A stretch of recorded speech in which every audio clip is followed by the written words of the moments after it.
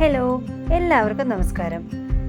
കാസർഗോഡുകാരുടെ വീടുകളിൽ കാണുന്ന ബ്രേക്ക്ഫാസ്റ്റ് റെസിപ്പിയായ ഓട്ടുപൊളിയാണ് നമ്മൾ ഇന്ന് തയ്യാറാക്കുന്നത്. ഇതിനായി തലേന്ന് തന്നെ കുതിർത്തെടുത്ത പച്ചരി നന്നായി കഴുകിയതിന് ശേഷം ഒരു മിക്സിയുടെ ജാറിലേക്ക് മാറ്റാം.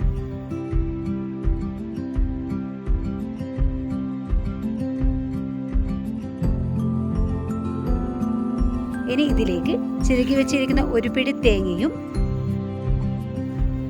ഒരു പിടി ചോറും കൂടി ചേർത്ത് കൊടുക്കാം.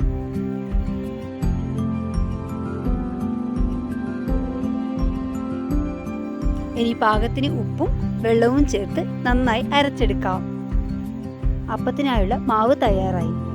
ഈ അപ്പം തയ്യാറാക്കുന്നതിന് ഇതുപോലുള്ള ഒരു ഓട് ആവശ്യമാണ്. അടുപ്പിൽ തീ നന്നായി കത്തിയ ശേഷം ഈ ഓട് അടുപ്പത്ത് വെച്ച് കൊടുക്കാം. ഇനി ഇതുപോലെ മാവ് ഒഴിച്ചു കൊടുക്കാം. മാവ് ഒഴിച്ച ശേഷം അടച്ചു വെച്ച് വേവിച്ചെടുക്കാം. നന്നായി വേവായി വന്നതിന് ശേഷം ഇതുപോലെ എടുത്ത് പാത്രത്തിലേക്ക് മാറ്റാം.